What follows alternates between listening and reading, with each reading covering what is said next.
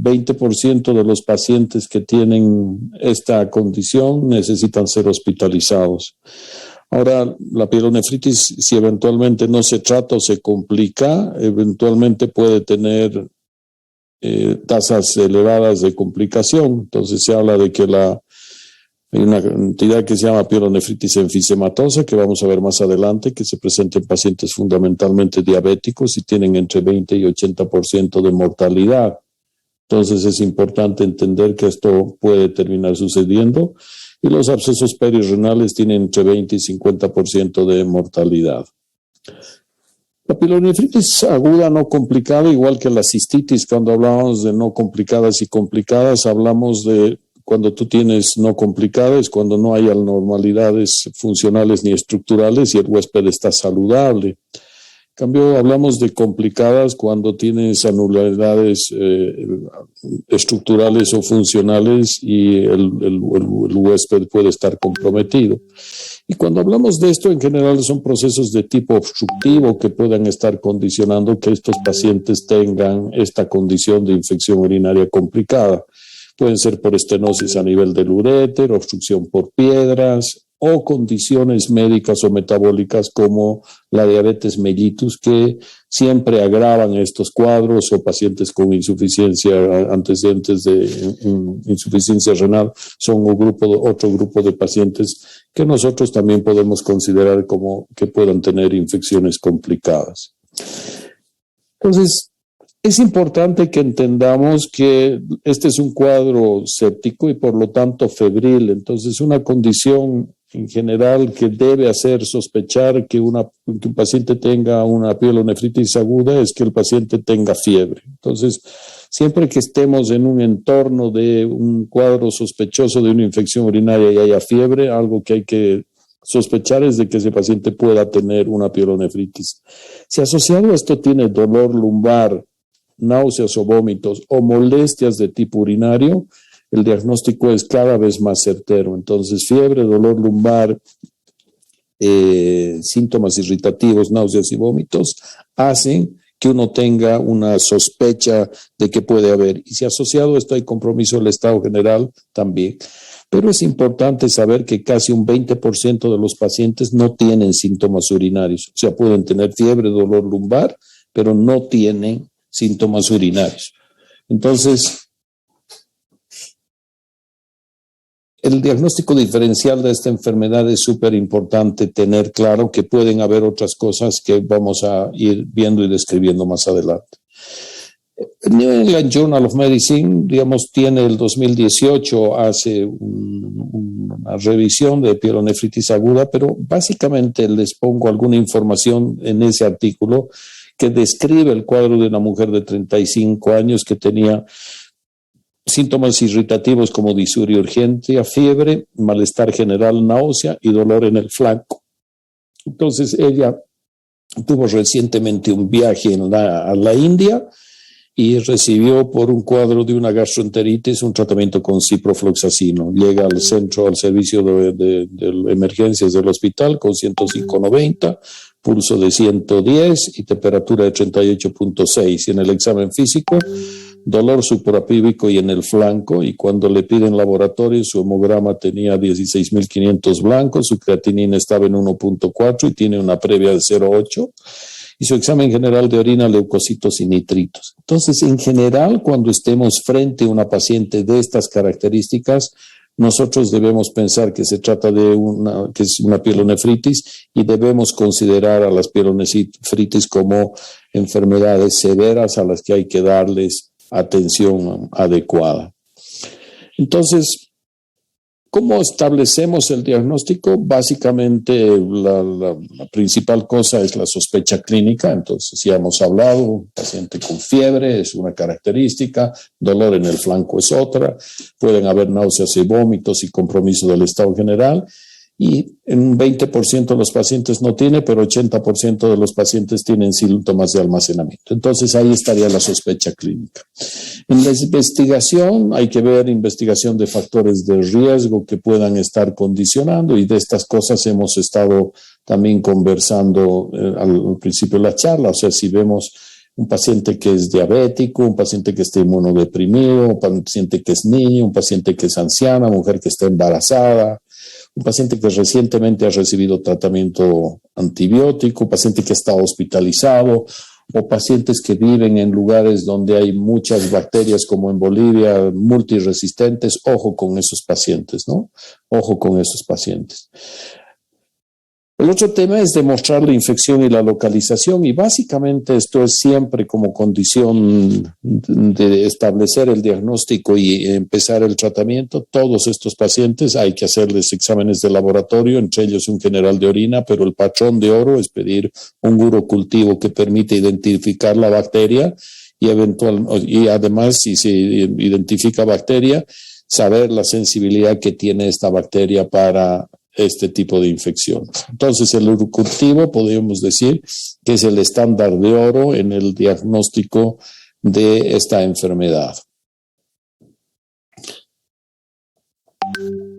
En general, las patologías renal, vale ser litiasis, que vamos a ver pronto, o procesos de tipo infeccioso, generan muchísimo diagnóstico diferencial, y la razón es que los riñones transcurren con los uréteres hasta la vejiga y prácticamente viajan por todo el retrohiperitoneo. Entonces pueden simular, dependiendo del lugar y del momento donde está, del lado en el que se está presentando, condiciones que nos deban hacer sospechar de que el paciente pueda tener patologías de otro origen.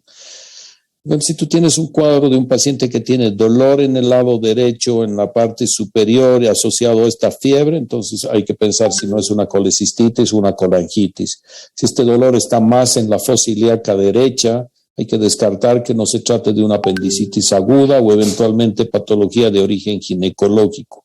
Siempre pensar en las piedras cuando estamos, a veces este cuadro puede tener, digamos, una historia de una litiasis renal, y si asociado a esto el paciente tiene fiebre, podemos pensar que se puede tratar de una litiasis urinaria complicada.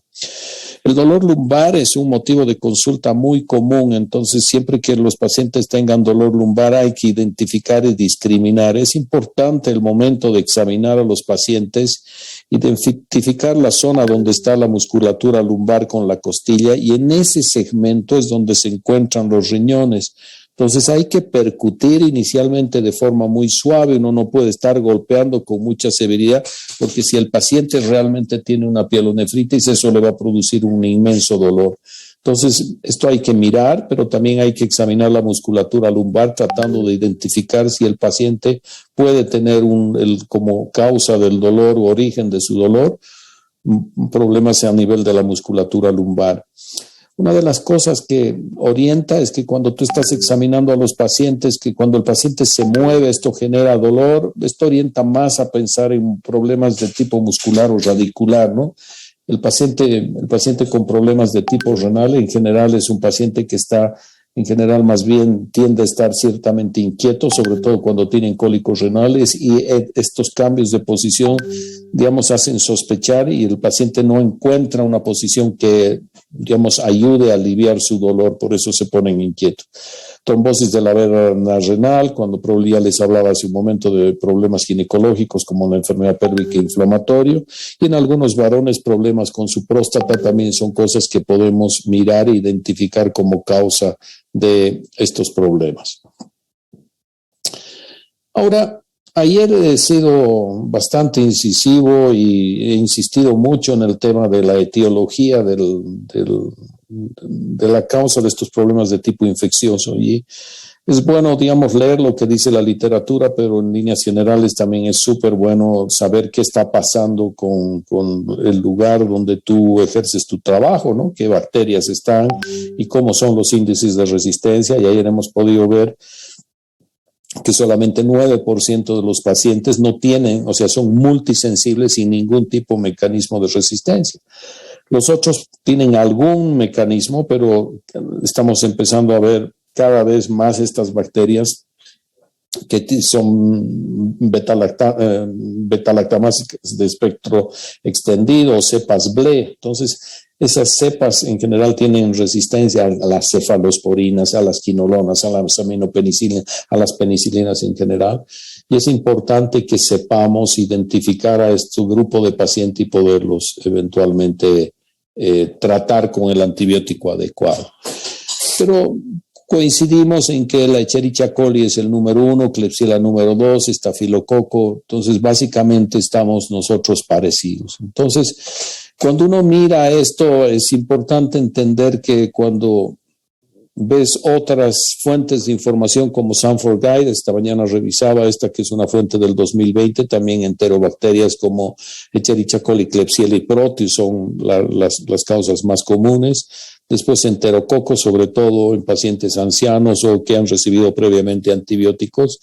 Y no nos olvidemos de la Pseudomonas aeruginosa. Yo ayer les mostraba, digamos, resultados de los cultivos del Hospital Viedma y del lugar donde yo trabajo, y en el Viedma tenían un poquito más de Pseudomonas aeruginosa. Esto tiene que ver con que tienen pacientes mucho más complejos, pacientes más difíciles en el Hospital Viedma, entonces no es infrecuente que puedan tener un poquito más de pseudomonas, ¿no? Entonces, la Pseudomonas aeruginosa es algo que en general vemos en pacientes que previamente han recibido antibióticos o pacientes que han tenido algún tipo de manipulación de la vía urinaria.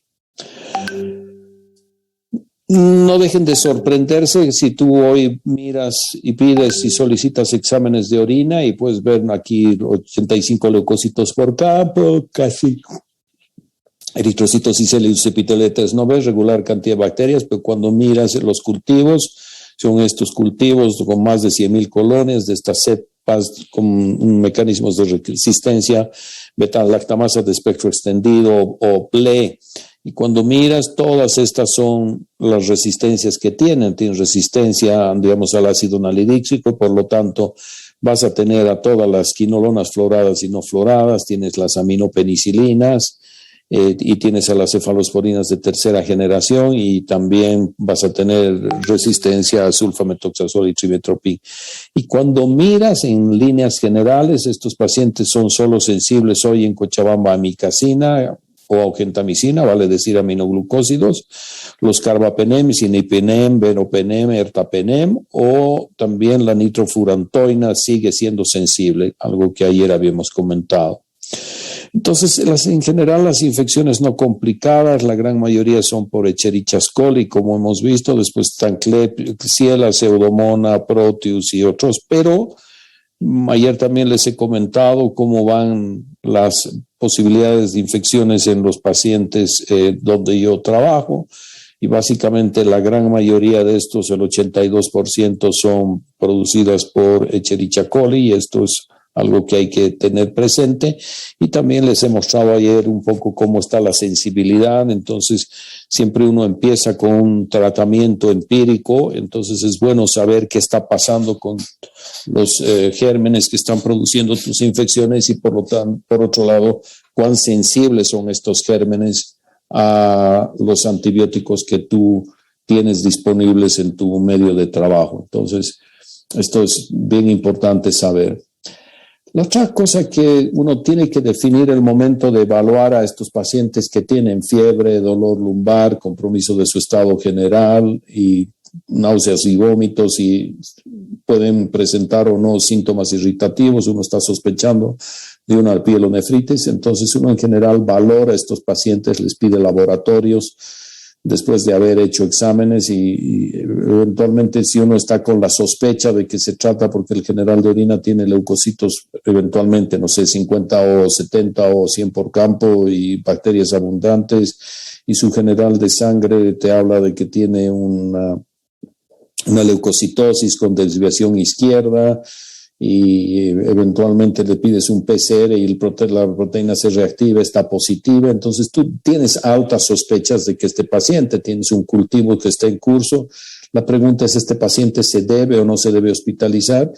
Y básicamente va a depender de la condición del paciente. Vas a ver si hay factores de riesgo, vas a ver la edad del paciente, si es un niño hospitaliza, si es un anciano hospitaliza, si está una mujer embarazada es mejor que la hospitalices.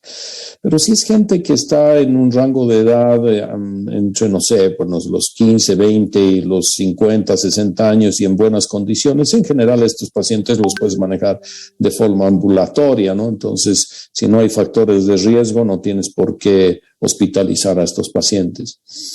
Ahora, es importante también entender que este paciente, dentro de su cuadro que tiene, esté con capacidad de poder tolerar la vía oral, porque si el paciente está con mucha náusea o mucho vómito, tú les vas a administrar antibióticos orales y el paciente va a tener vómitos y no va a permitir, digamos, realizar un tratamiento efectivo. Entonces, pacientes es mejor hospitalizar.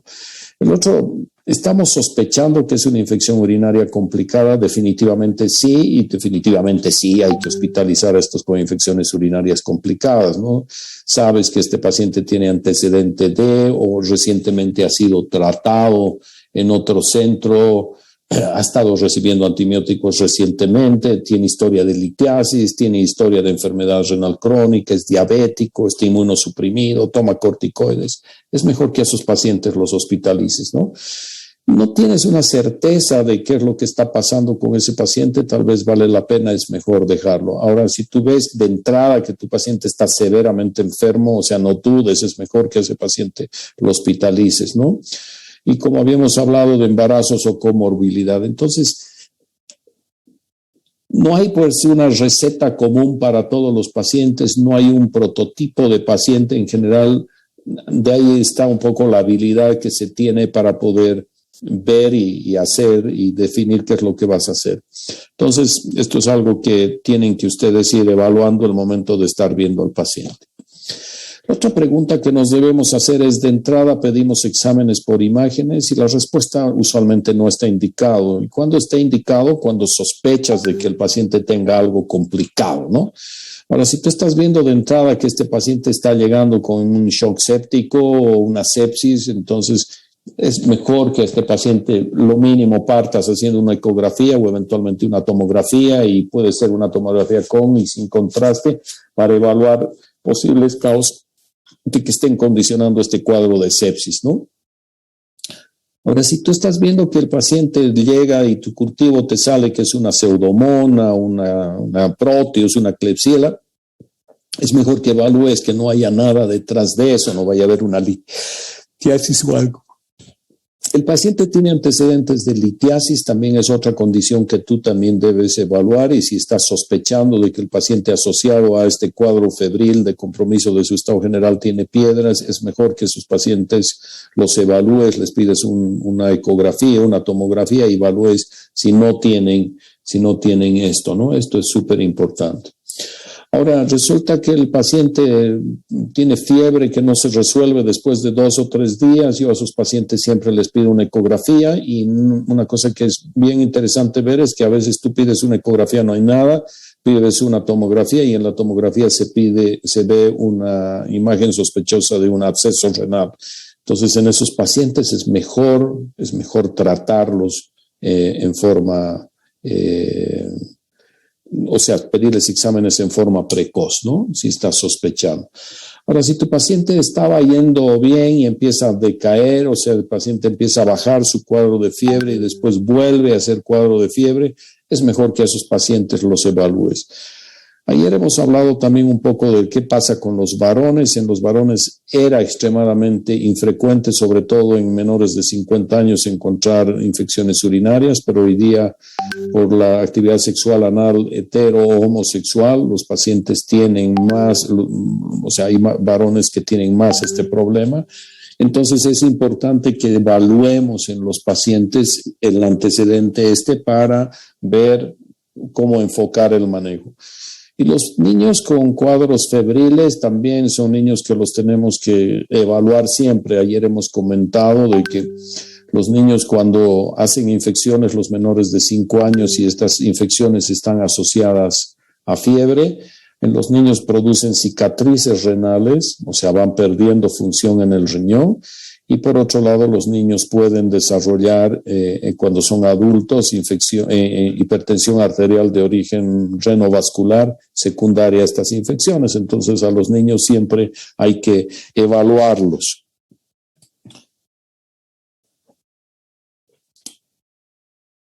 Espero que con tantas veces que les he mostrado esta diapositiva la puedan tener clara. Es bueno recordar 82% de los pacientes probablemente que están en Cochabamba tienen Escherichia coli como una causa, entender que la ampicilina tiene 78% de resistencia, mirar que la amoxicilina y el ácido clavulámico tiene 26% de resistencia y 57% de sensibilidad. Las cefalosporinas en general están alrededor de 2/3 partes de sensibilidad, 1/3 de resistencia. Cuando miras las quinolonas, en general más del 70% de las quinolonas floradas o no floradas tienen resistencia y solamente un 25-28% de sensibilidad. Y tiene que ver con varias cosas que también ayer hemos comentado. La primera es que hoy día estamos viendo que la gente se automedica muchísimo, ¿no? Y las quinolonas han resultado un antibiótico que la gente usa de forma muy fácil, se automedica muchísimo. Y el otro tema es que se utiliza para todo, ¿no? Tienes problemas digestivos, tienes problemas respiratorios, tienes problemas urinarios, tienes problemas de heridas cutáneas. Entonces, cualquier razón o cualquier causa es buena para utilizar una quinolona. Entonces, este es un tema. El segundo tema es que en las farmacias, si no, la gente no se automedica, las farmacias te venden o te recetan y siempre recetan en el tema de infección urinaria. En general, norfloxacino es una de las cosas que más se receta en la farmacia para las infecciones urinarias. Cuando sabemos nosotros hoy, por lo que les estoy mostrando, que solamente tiene una sensibilidad del 28%. Entonces, no es la mejor alternativa para partir. El otro tema es que tiene que haber una diferencia entre quinolonas que cuestan 1 boliviano y quinolonas que cuestan 17 bolivianos. Entonces, obviamente, hace unos días ha empezado a haber una alerta acá de que muchos de estos medicamentos que se venden a través de redes sociales o en forma de estos medicamentos que vienen de la India o coreanos y cosas en general, no sabemos cómo son la calidad de estos medicamentos y eventualmente la gente puede que esté recibiendo estos antibióticos que no tienen la mejor calidad. Y la otra cosa de las que ayer les hablé es que también la gente cuando empieza un tratamiento no lo completa. Entonces, básicamente están haciendo todas estas cosas que empezamos a tener gérmenes y bacterias multiresistentes, ¿no? Y el otro factor que también es competencia en esto es el uso de antibióticos en el mundo veterinario. Sobre todo en la avicultura, se utiliza para combatir la salmonela quinolona. Entonces, hoy día nosotros estamos consumiendo esos pollos que tienen esas Escherichia coli que son multiresistentes, ¿no? Entonces, después nuestra flora intestinal se llena de estos y cuando nos producen infecciones, casi 3/4 partes son resistentes a las quinolonas.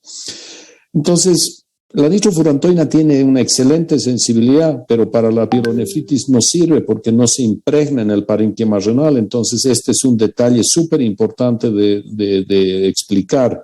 Quiero que recuerden que cuando tienes un paciente con pielonefritis, un antibiótico que no hay que dar es la nitrofurantoína, a pesar de que te pueda mostrar el cultivo que es sensible, porque esta es una enfermedad que llega hasta el parénquima renal y la nitrofurantoína no se impregna.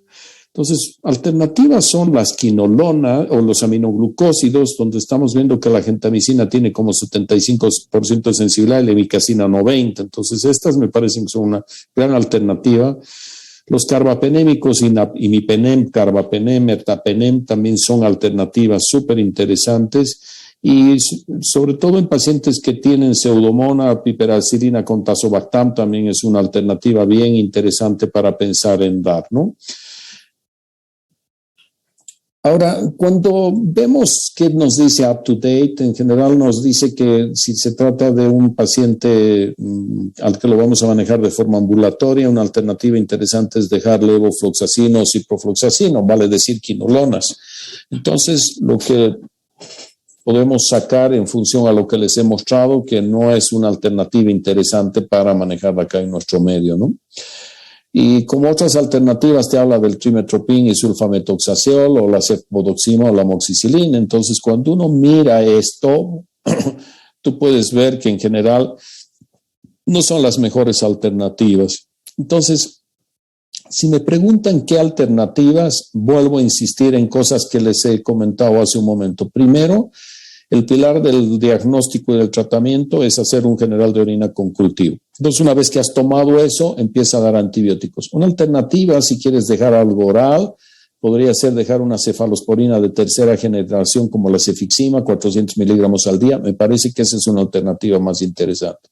Y hemos hablado que la nitrofurantoína no vale la pena utilizarla y eventualmente puedes dejar gentamicina o amicacina hasta que tengas el resultado de ese cultivo y un poco en función a esto asociar estos dos medicamentos. Puede ser una cefalosporina oral de tercera generación como la cefixima con amicacina. Y hay que entender que la amicacina o la gentamicina son nefrotóxicos y ototóxicos y es bueno valorar la función renal. Hay una fórmula que se llama, que esta mañana estábamos conversando con los estudiantes o ayer, que estaban en quirófano, de ver la fórmula de Cockcroft-Goff para que ustedes hagan una evaluación rápida de la función que tiene ese paciente. Entonces, esto básicamente involucra conocer la edad del paciente, conocer su peso, su talla, su creatinina y su edad. Entonces, un poco en función a eso, tú calculas qué función renal tiene ese paciente y le das la dosis adecuada que no sea tóxica para el riñón. Cuando dejas cosas parenterales, la ceftriaxona es una alternativa, pero vuelvo a insistirles que cipro y levo no son una alternativa y el Astrionam en Cochabamba o en Bolivia no disponemos, ¿no? ¿Qué nos está diciendo Sanford Guide hoy? Sigue hablando de quinolonas como primera alternativa y cefalosporinas de tercera generación como la ceftriaxona, 1 gramo endovenoso cada día por 10 días como alternativa, ¿no? Y eventualmente, si es un lugar donde hay bacterias altamente resistentes, puede ser ertapenem o meropenem. Entonces, esto creo que es algo que uno debe ir mirando. Y cuando tienes alternativas como alternativas de tratamiento que nos pone Sanford Guide, están igual, digamos, el ertapenem o los aminoglucósidos como la gentamicina. Nos habla también del sulfametoxazol y trimethoprim, que para nosotros es algo que es impensable dejar. La cefixima, que ya hemos comentado, 400 miligramos una vez al día, o amoxicilina con ácido carbovolámico, entendiendo que tiene un 60% de sensibilidad en el medio, ¿no?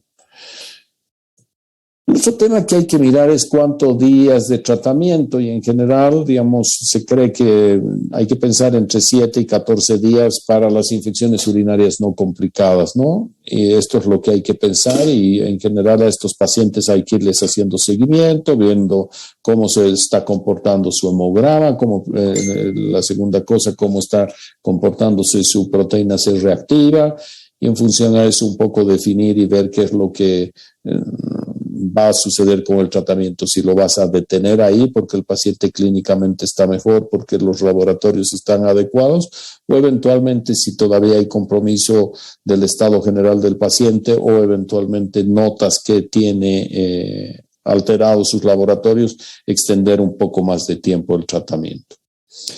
Ahora, cuando hablamos de pielonefritas complicadas, en general son pacientes que van progresando de una pielonefritis a otras condiciones, como las pielonefrosis, que es la presencia de pus dentro de todo el sistema colector, o la pielonefritis enfisematosa, que es la presencia de gas dentro del sistema colector, abscesos renales corticales o perirrenales, o necrosis papilares. Entonces, cuando estamos frente a esto, podemos ir identificando todas estas complicaciones que pueden aparecer y entender que estas complicaciones en los pacientes que tienen estos problemas tienen posibilidades de generar comorbilidad y eventualmente mortalidad. Entonces, si tú tienes un paciente que no está respondiendo, eventualmente haz una eco. Si la eco no está funcionando, el paciente está más de 3 días con fiebre, más compromiso de su estado general, ok, pidamos una ecografía. La ecografía es normal o está alterada. El estándar de oro es hacer una tomografía con contraste que te permite identificar estas lesiones. Más adelante vamos a ver, una vez que has identificado qué hacer. Vas a rotar antibióticos y vas a pasar a medicamentos de mayor espectro, o eventualmente vas a pensar en drenar este absceso. Son cosas que tienes que evaluar en el momento que estás viendo. Acá ustedes pueden estar viendo esta imagen, que es el sistema colector, y aquí está la pelvis renal y el uréter, que se ve contrastado por este gas. Entonces, cuando tú tienes esto, puedes identificar que este paciente tiene una pielonefritis enfisematosa. Y la pielonefritis enfisematosa es una condición grave que puede producir mortalidad en los pacientes. En general, la mayoría de estos pacientes son pacientes que tienen diabetes. Entonces, son pacientes que están en condiciones muy complicadas. Acá estamos viendo lo mismo. Esto es una tomografía en un corte axial y en un corte coronal. Entonces, acá estás viendo que incluso este aire ha pasado a través del diafragma hasta el mediastino, y en la fosa de Morrison también puedes ver una gran cantidad de aire alrededor de este riñón y dentro del mismo riñón.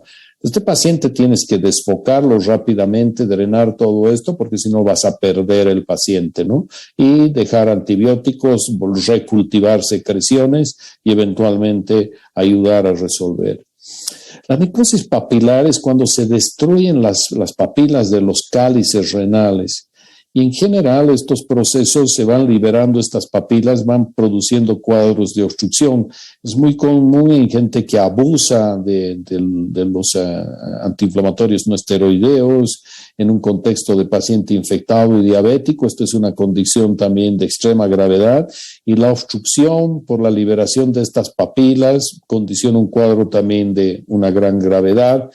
Algunos de estos pacientes pueden evolucionar a tener colecciones dentro del riñón, se vuelven unos sacos llenos de pus. Este es en un contexto de un paciente con un riñón en herradura, que han tenido que seccionar a nivel del istmo y sacar esta unidad izquierda que estaba comprometida por esta lesión y retirarla. Y como condición se ve que este paciente tiene una estenosis de la unión entre la pelvis y el uréter como causa de su problema. Ahora, si tú estás sospechando que este paciente tiene un cuadro febril y asociado a esto, estos pacientes tienen fiebre, y más si estas imágenes están dentro del uréter, a estos pacientes tienes que rápidamente desobstruirlos, o si no vas a hacer que estas pielonefritis se conviertan en pielonefrosis, abscesos perirrenales, y eventualmente aumentas la morbilidad y se aumenta considerablemente la mortalidad. Este es un paciente con una estenosis de la unión ureteropiélica de forma bilateral, más severa en el lado izquierdo, pero este es un paciente también que reviste gravedad y que eventualmente hoy día tendrías que, si está en una condición de cuadro febril, eventualmente este paciente, hasta que resuelvas, pondrás un catéter doble J, que es una manguerita que se enrosca arriba en el riñón, atraviesa todo el uréter y abajo en la vejiga, que es un sistema de drenaje que va a permitir drenar la vía urinaria, sostener al paciente con antibiótico y disminuir la presión de este contenido infectado dentro del riñón. No se olviden del embarazo. Las mujeres embarazadas tienen más riesgo de tener este tipo de infecciones por su estado de inmunodepresión secundaria al propio embarazo. No se olviden que hay un útero gestante que está aumentando de volumen y que está comprimiendo estructuras vecinas, entre ellos los ureteres. Y no se olviden que por la presencia de la progesterona también la vía urinaria tiende a estar dilatada. Entonces, esta dilatación de la vía urinaria produce un poco de éstasis y condiciona mayor posibilidad de que las pacientes puedan tener estos procesos de tipo infeccioso. Y no hay que despreciar ni descartar la posibilidad de que estas pacientes puedan tener también asociado a este cuadro de fiebre una piedra en alguna parte de su vía urinaria. No es infrecuente hoy que estemos operando mujeres gestantes y haciéndoles ureteroscopías que permitan remover los cálculos durante el embarazo de las pacientes, ¿no? Ya hemos comentado un poco qué pasa con los niños. Los niños tienen grandes posibilidades de producir cicatrices en el riñón, sobre todo los de menos de 5 años, hipertensión arterial, los pacientes cuando son adultos de origen renovascular. Y también no nos olvidemos de los abuelitos. Los abuelitos tienen posibilidades, la gente mayor, de poder tener patologías asociadas, y la edad condiciona un cuadro de riesgo. Entender que estos pacientes también, estas enfermedades producen dolor, entonces es mejor a estos pacientes darles atención, estudiarlos y en general hospitalizarlos. Siempre que les pregunten factores de riesgo, en general, si uno dice diabetes mellitus, nunca se equivoca, ¿no? La diabetes, acá tampoco en esta entidad de infecciones urinarias, el tener un paciente que tiene una diabetes mellitus condiciona un factor de riesgo. Es mejor a estos pacientes tenerlos de cerca, hospitalizados hasta que se controlen, ir controlando su diabetes, manejarlos con esquemas de insulina mientras estén con el cuadro febril hasta que se compensen, y posteriormente volver a su manejo habitual. Eventualmente pueden ser hipoglicemiantes orales, pero esto es lo que hay que hacer.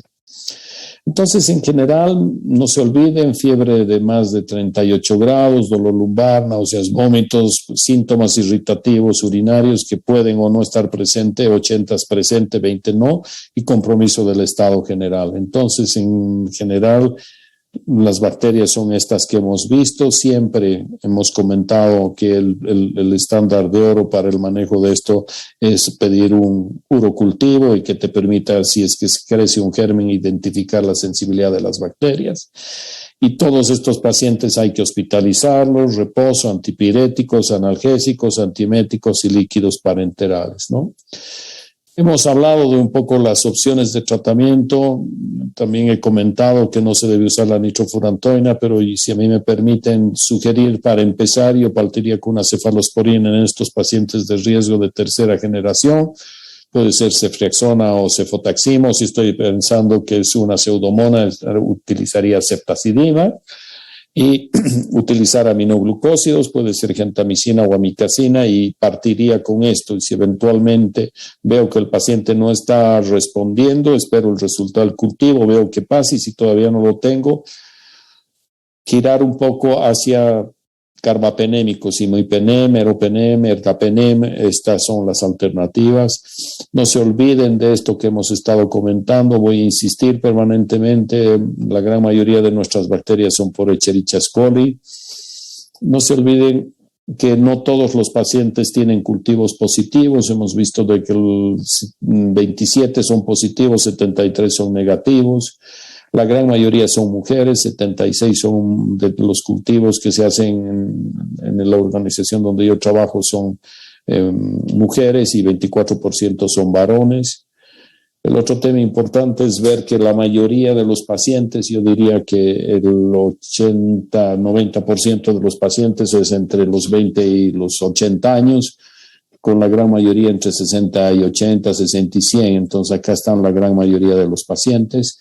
Y esta es una cosa que realmente nos debe llamar la atención: solamente 9% de los pacientes son absolutamente sensibles a todos los antibióticos. El resto tienen siempre algún mecanismo de resistencia. No se olviden en la Escherichia coli que como alternativa, cefalosporinas de tercera generación o aminoglucósidos o carbapenémicos debería ser nuestro enfoque inicial. Si eventualmente tenemos una Klebsiella, siguen siendo la amikacina, el imipenem una alternativa, y las cefalosporinas han bajado como un 50%, pero estas son las alternativas. Puede ser una alternativa amoxicilina con ácido clavulámico. ¿Qué pasa con los enterococos? Acá sí puedes utilizar ampicilina con sulbactam. Yo pienso que esta es una muy buena alternativa. Las quinolonas, 50% de sensibilidad. Hemos hablado que la nitrofurantoína no se debe utilizar en este tipo de patología, y eventualmente puedes utilizar banco o eicoplamina. Cuando hablamos de Proteus, en general, yo pienso que una alternativa, 60% cefalosporinas de tercera generación, y utilizas aminoglucósidos, entre ellos la amikacina, que tiene una sensibilidad del 100%, para Proteus la gentamicina solamente 36%, y el imipenem tiene 100% de sensibilidad. Las enterobacterias, yo me quedaría básicamente con aminoglucósidos en el Enterobacter spp y imipenem o meropenem, y alternativas alrededor del 50% quinolonas. Entonces eventualmente puedes partir, si lo vas a dejar ambulatorio, con quinolona más un aminoglucósido, vas evaluando cómo va.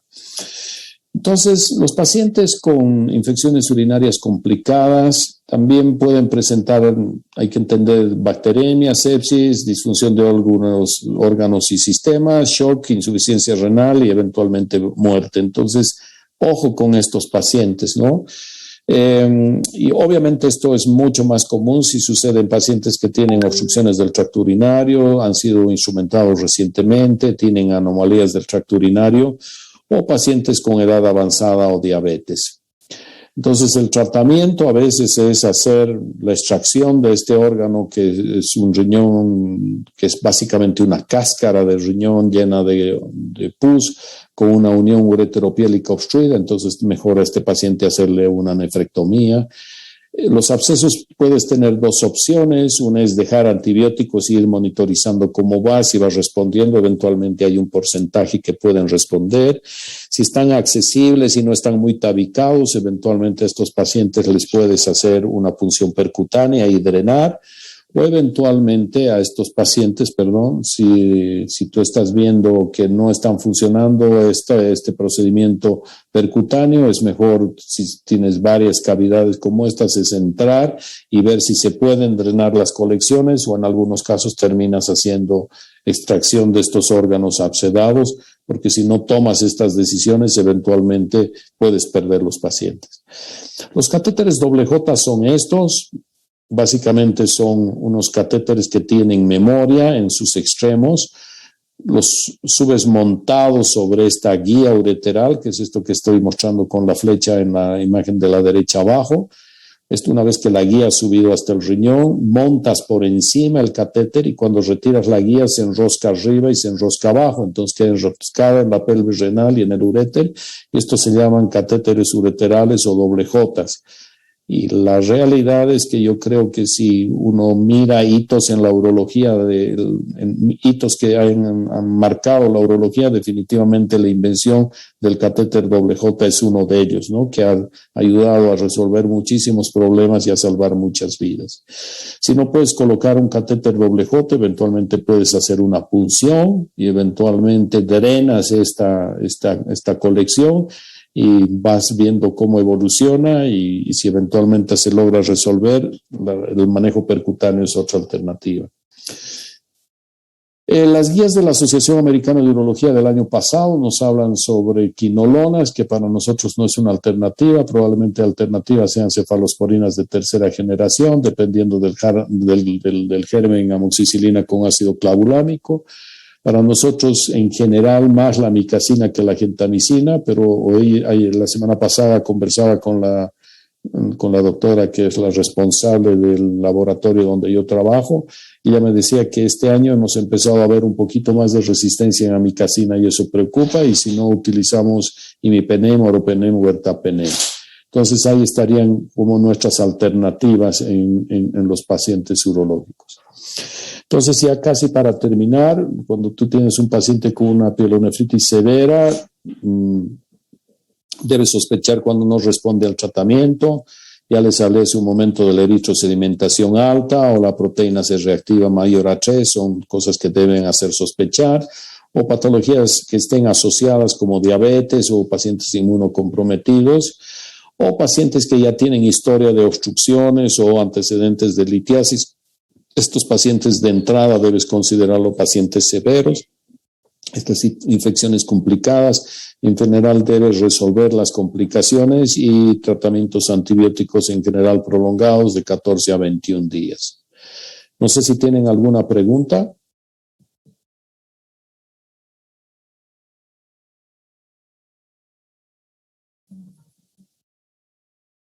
Doctor, ¿podría volver a explicar un poquito sobre la fórmula? Habló de una fórmula de Cronos, no recuerdo. ¿De Cockcroft-Goff? Sí. Bueno, esta es una fórmula que hoy día tú encuentras en muchos de teléfonos, o sea, las tienes ahí, yo la tengo en el Sanford Guide, o hay otra aplicación que se llama Hipócrates, que uno es para ver todo el tema de medicamentos y es una aplicación, es una aplicación de antibióticos y de medicamentos, en general de medicamentos, que es gratuita. Entonces, yo recomiendo que si la puedan bajar, es genial. Es Hipócrates. No hay que suscribirse para bajar, pero hay para pagar, hay una versión gratuita que es, yo pienso, suficiente para lo que necesitamos. Te da información de todos los fármacos y eventualmente tiene estas calculadoras que te permiten calcular esto. Yo tengo otra que es de pago, que es el Sanford Guide, que yo pienso que es la mejor guía de antibióticos que hay en el mundo en este momento. Entonces, pero tiene un costo que hay que pagar, que deben ser como de unos 39 o $40 al año. Pero la fórmula es básicamente 140 en la parte de arriba, menos la edad por el peso, sobre 72 por la creatinina. Entonces, 140 menos edad por peso, entre 72 por la creatinina, y en la mujer hay que multiplicar por tema de masa muscular por 0.9. Entonces, te da una idea del aclaramiento de creatinina. Lo normal en un aclaramiento de creatinina es que esté entre 80 y 120. Entonces, tú puedes ir calculando. Entonces, si tú miras, por ejemplo, el Sanford Guide, tú metes los datos del paciente, la edad, el peso, la talla, la creatinina del paciente y te da un valor. Entonces, si tú quieres dejar, por ejemplo, amicacina, si tiene menos de 50, te va a dejar, decir, déjale 7.5 miligramos por kilogramo de peso cada 24 horas. Entonces, eso es lo que tú haces, ¿no? Entonces, te permite ver y hacer estas cosas de dejar los medicamentos de forma más eficiente y seria, ¿no? Entonces, esto es algo que hay que tener presente de cómo hacer esto con los pacientes. ¿Alguna otra pregunta? No sé si está clara la respuesta, doctora, que me preguntó. Sí, doctor, muchas gracias. ¿Hay alguna otra pregunta, chicos? Buenas noches, doctor. Una vez que hemos hecho el tratamiento para una pielonefritis severa en el paciente, en este caso con amicacina, ¿cuántos días hay que esperar para pedir un laboratorio para ver si el paciente ha reaccionado al medicamento o sigue haciendo resistencia? O sea, yo voy evaluando un poco qué es lo que va pasando con los pacientes, ¿no? Pero después, no sé, al tercer o quinto día yo pido nuevamente algunas cosas. Pido un hemograma, eritrosedimentación, proteína C reactiva y voy viendo qué es lo que pasa. Si es diabético, pido una glicemia y eventualmente un general de orina. Entonces, tú vas a poder ir teniendo una pauta de cómo está yendo tu paciente. Tú vas a tener una pauta de cómo está yendo tu paciente, pero básicamente eso es lo que tú tendrías, o sea, lo que tú tienes que ir haciendo y mirando en forma permanente. Si eventualmente ves que siguen habiendo leucocitosis, que siguen habiendo desviación izquierda, o sea, los neutrófilos aumentados, y parecen formas jóvenes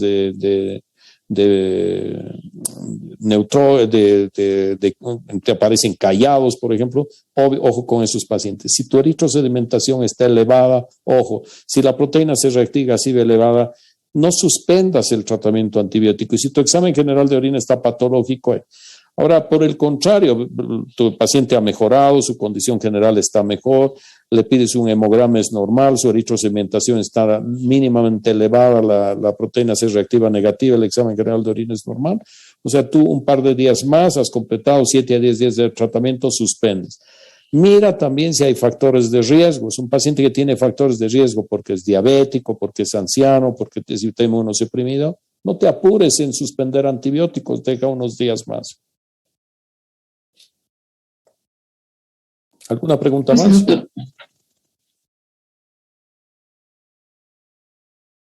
Ya, muchachos, muchas gracias. No sé quién da clase mañana, pero si me toca a mí, me verán mañana de nuevo. Ok, buenas noches. Buenas noches, doctor.